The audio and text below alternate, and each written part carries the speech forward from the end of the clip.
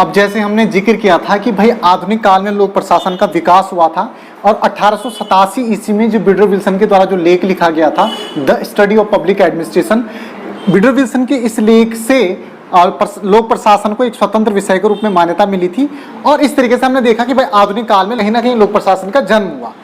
अब आधुनिक काल में वुडरो विल्सन के उस लेख के बाद जब स्वतंत्र रूप से लोक प्रशासन अस्तित्व में आया तो उसके बाद भी अनेक चरणों में हमें लोक प्रशासन का विकास देखने को मिलता है। तो लोक प्रशासन के विकास को हमने आधुनिक काल में अनेक चरणों में विभाजित किया है, जिसमें हमने प्रथम चरण, द्वितीय चरण, तृतीय चरण, चतुर्थ चरण, पंचम चरण और षष्ठम चरण के अंतर्गत इसको समझने की कोशिश की है, रखा है।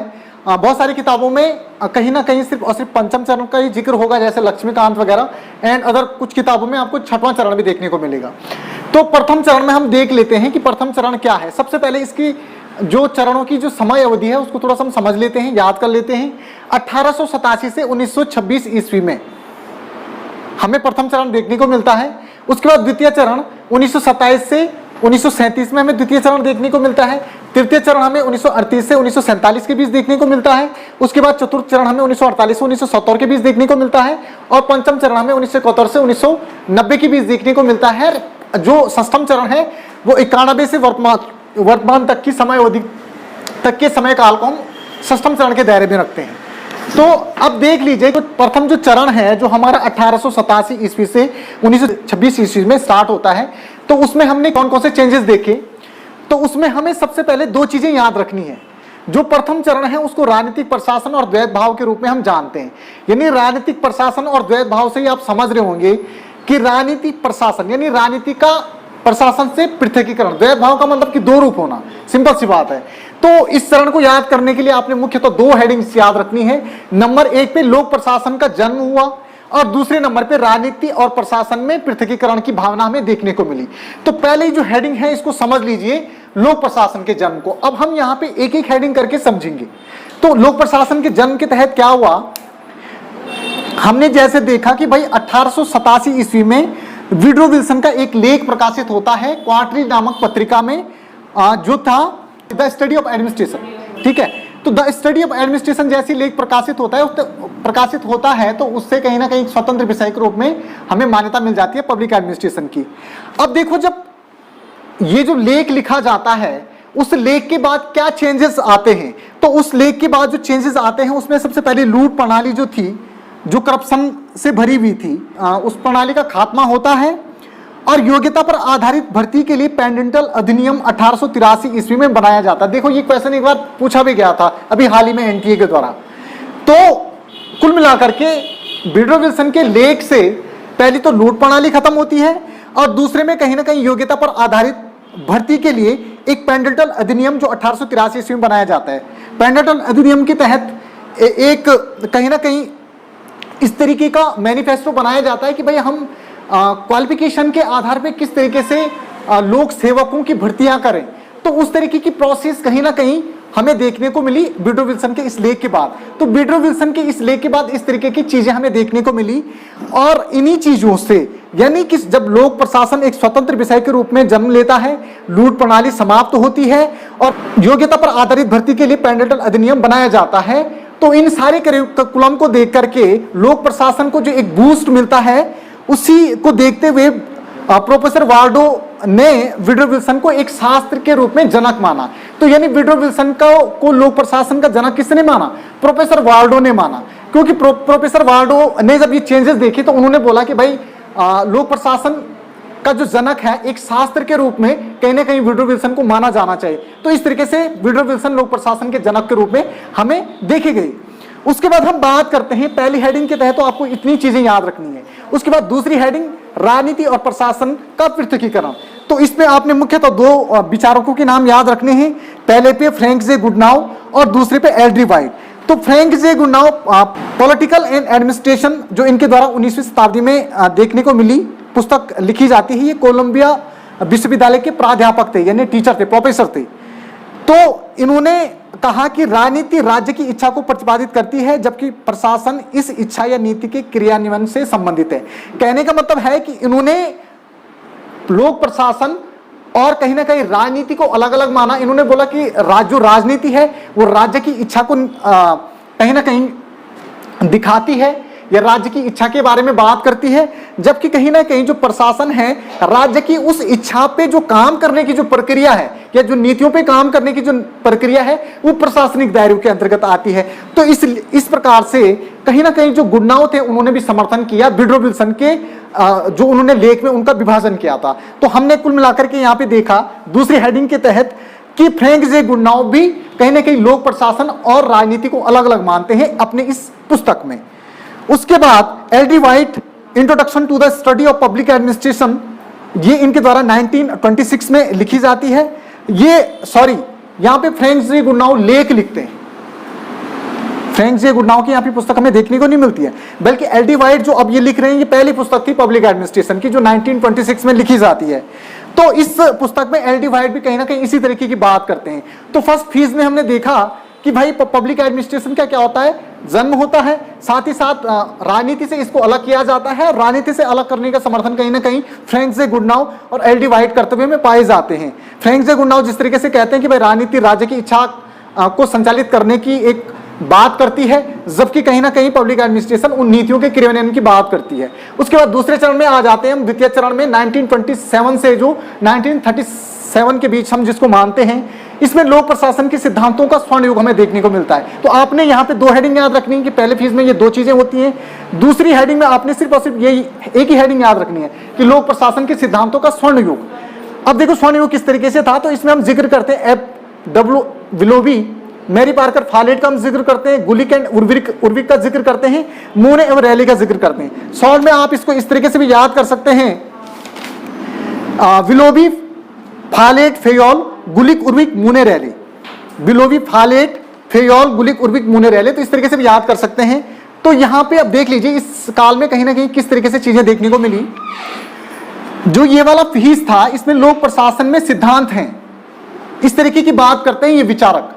ये बोलते हैं कि जो पब्लिक एडमिनिस्ट्रेशन है उसमें कहीं ना कहीं थ्योरीज हैं और उस थ्योरीज का पता लगाना चाहिए। पब्लिक एडमिनिस्ट्रेशन के जो विद्यार्थी हैं यानी स्टूडेंट हैं उनको कहीं ना कहीं इन सिद्धांतों का पता लगाना चाहिए। तो इस तरीके की बात करते हुए पाए जाते हैं कहीं ना कहीं द्वितीय चरण के तहत ये विचारक। अब देखो देख लेते हैं कि विलोबी किस तरीके की बात करते हैं। विलोबी के द्वारा एक पुस्तक लिखी जाती है प्रिंसिपल ऑफ पब्लिक एडमिनिस्ट्रेशन, जो कहीं ना कहीं 1929 में लिखी जाती है और यही पुस्तक 1916 में पहले इनके द्वारा फ्रेंच भाषा में लिखी गई थी, जिसका इंग्लिश में अनुवाद करके 1929 में इसको प्रकाशित किया जाता है। तो इसमें कहीं ना कहीं ये सिद्धांत होने का दावा करते हैं, इस तरीके की बात करते हैं। ये बोलते हैं पब्लिक एडमिनिस्ट्रेशन में कहीं ना कहीं सिद्धांत हैं, इस तरीके की बात ये करते हैं। ये बोलते हैं कि प्रशासन में जो सिद्धांत अगर हम लागू करते हैं तो प्रशासन में सिद्धांत लागू करने के बाद हमें कहीं ना कहीं इसके जो कार्य करने की जो रणनीति है उसमें बहुत सारे चेंजेस हमें देखने को मिलेंगे। इसलिए हमें सिद्धांतों का पता लगाना चाहिए और उनको लागू करना चाहिए प्रशासन में। तो इस तरीके की बात कहीं ना कहीं ये अपनी इस पुस्तक में करते हैं। तो उसके बाद दूसरे नंबर पे हम जिक्र करते हैं मैरी पार्कर फालेट का। ये क्रिएटिव एक्सप्रेस यानी सृजनात्मक अनुभव नामक पुस्तक अपनी लिखती हैं 1929 में। ये भी कहीं ना कहीं सिद्धांत होने की बात करते हैं इस पुस्तक में। उसके बाद हेनरी फेयोल का हम जिक्र करते हैं। ये भी इंडस्ट्रियल एंड जनरल मैनेजमेंट अपनी एक पुस्तक लिखते हैं जो इनके द्वारा कहीं ना कहीं 1916 में फ्रेंच भाषा में लिखी गई थी। उसी का अनुवाद करते हैं ये, जो इनके द्वारा 1929 में प्रकाशित की जाती है। यहां तक समझ में आ गया? दोबारा बताऊं। विलोबी का हमने जिक्र किया कि ये प्रिंसिपल ऑफ पब्लिक एडमिनिस्ट्रेशन 1927 में ये बोलते हैं कि सिद्धांतों का अगर हम लागू करेंगे तो हमें काफी चीजें सुधार देखने को मिलेंगे पब्लिक एडमिनिस्ट्रेशन में। फिर मैरी फालेट का हम जिक्र करते हैं, क्रिएटिव एक्सप्रेस अपनी ये पुस्तक लिखती हैं और इसमें कहीं ना कहीं वो सिद्धांतों का समर्थन करती हुई पाई जाती हैं। उसके बाद हेनरी फेयोल का हम जिक्र करते हैं, इंडस्ट्रियल एंड जनरल मैनेजमेंट। ये इनके द्वारा पुस्तक 1929 में लिखी जाती है। इसी तरीके की बातें भी करते हुए पाए जाते हैं और यही पुस्तक 1916 में इनके द्वारा फ्रेंच भाषा में लिखी गई थी, जिसका अनुवाद इनके द्वारा 29 में किया गया। उसके बाद गुलिक और उर्विक एक पुस्तक लिखते हैं, papers on the science of administration. ये 1937 में इनके द्वारा लिखा जाता है। उसके बाद इस पुस्तक में भी ये इसी तरीके की बात करते हैं। अब देखो ये सिंपल सी बात है कि सभी सिद्धांत होने की बात कर रहे हैं, उनको लागू करने की बात कर रहे हैं, एक जैसी ही बात कर रहे हैं। मोनेरेले, उसके बाद मोनेरेले का हम जिक्र करते हैं, द प्रिंसिपल ऑफ ऑर्गेनाइजेशन, जो 1929 में इनके द्वारा लिखी जाती है। ये बोलते हैं कि भाई कहीं ना कहीं सिद्धांत है, इनको लागू किया जाना चाहिए, इनकी खोज की जानी चाहिए। तो इस तरीके की बात करते हुए पाए जाते हैं। गुलिक और उर्विक ने इस इन सारे सिद्धांतों को पोस्ट स्कोप थ्योरी में समाहित किया। अब जैसे हम देखते हैं तो गुलिक और उरी का हमने जिक्र किया, तो ये कहीं ना कहीं संकुचित दृष्टिकोण के तहत, पोस्ट स्कोप थ्योरी के तहत है ना। संकुचित में हमने गुलिक और उरी का भी जिक्र किया था, और पोस्ट स्कोप में फिर हमने किसका जिक्र किया था, गुलिक का किया था। तो कहीं ना कहीं ये इसी चरण में बात करते हुए पाए जाते हैं, और ये गुलिक और उर्विक इन सभी सिद्धांतों को पोस्ट स्कोप थ्योरी में क्या करते हैं, सम्मिलित करने की बात करते हैं। यहां तक समझ में आ गया, आगे करते हैं। उसके बाद हम बात करते हैं नेक्स्ट तृतीय चरण की। तो इस चरण में कहीं ना कहीं चुनौतियों और आलोचनाओं का काल कहीं ना कहीं पब्लिक एडमिनिस्ट्रेशन को देखने को मिला। इसमें हम जो जिक्र करते हैं, जो लोक प्रशासन है, उस लोक प्रशासन में जो सिद्धांत होने का दावा द्वितीय चरण के तहत जो विद्वान कर रहे थे, उनको चुनौती दे दी गई तृतीय चरण में। ठीक है, अब किस किस विद्वान ने चुनौती दी, उसमें चेस्टर बनार्ड पहले नंबर पे थे, हर्बर्ट साइमन दूसरे नंबर पे थे, और उसके बाद तीसरे नंबर पे थे रॉबर्ट हल। तो चेस्टर बनार्ड अपनी एक पुस्तक लिखते हैं, the functions of the executive. ये इनके द्वारा 1938 में लिखी जाती है। ये जो थे वो अनुभवी क्या थे, प्रशासक थे। ठीक है, तो जब ये पुस्तक लिखते हैं चेस्टर बनार्ड, तो अपनी इस पुस्तक में ही भी सिद्धांतों का जिक्र नहीं करते। चेस्टर बनार्ड जो the functions of the executive लिखते हैं 1938 में, इसमें सिद्धांतों की बात नहीं करते हैं। जबकि ये एक कुशल प्रशासक थे, तो फिर कहीं ना कहीं एक संदेह के रूप में चीजें देखी जाने लगी कि भाई ये कुशल प्रशासक थे और यही सिद्धांतों की बात नहीं कर रहे। तो उसके बाद हर्बर्ट साइमन 1946 में एक लेख लिखते हैं, जिसमें वो कहते हैं कि सिद्धांत लोक प्रशासन में कोई सिद्धांत नहीं है, ये सिद्धांतों का उपहास उड़ाते हैं और उनको किंवदंतियों की संज्ञा देते हैं। ये बोलते हैं कि लोक प्रशासन में कोई भी सिद्धांत नहीं है। जैसे द्वितीय चरण के विचारक बात करते हैं सिद्धांतों की, वैसी कोई बात नहीं है। ये सिर्फ एक क्या है, लोक कथाएं हैं, किंवदंतियां हैं। इस तरीके की कोई भी चीज पब्लिक एडमिनिस्ट्रेशन में नहीं है। ये हर्बर्ट साइमन इस तरीके की बात करते हैं। उसके बाद ये अपनी एक पुस्तक लिखते हैं, administration behaviour, a study of decision making process in administration organisation. तो इसमें ये बोलते हैं, देखो पहले में तो ये लेख लिख रहे हैं, हर्बर्ट जो साइमन है वो पहले में लेख लिख रहे हैं, और उस लेख में उपहास उड़ा रहे हैं किसका, सिद्धांतों का। कह रहे हैं कि ये किंवदंतियां हैं, कोई सिद्धांत नहीं है। उसके बाद लेख के बाद फिर इनके द्वारा पुस्तक लिखी जाती है। तो उस पुस्तक में ये कहते हैं कि भाई प्रशासन में कहीं भी सिद्धांत नहीं है, और अगर हम सिद्धांतों की बात करेंगे तो ये कहीं ना कहीं एक क्या होगा, मजाकिया वाक्य होगा, क्योंकि प्रशासन में कहीं भी सिद्धांतों का जिक्र हमें देखने को नहीं मिलता है। और ये इस पुस्तक में भली बात सिद्ध करते हैं कि प्रशासन में किसी भी प्रकार का कोई सिद्धांत नहीं है।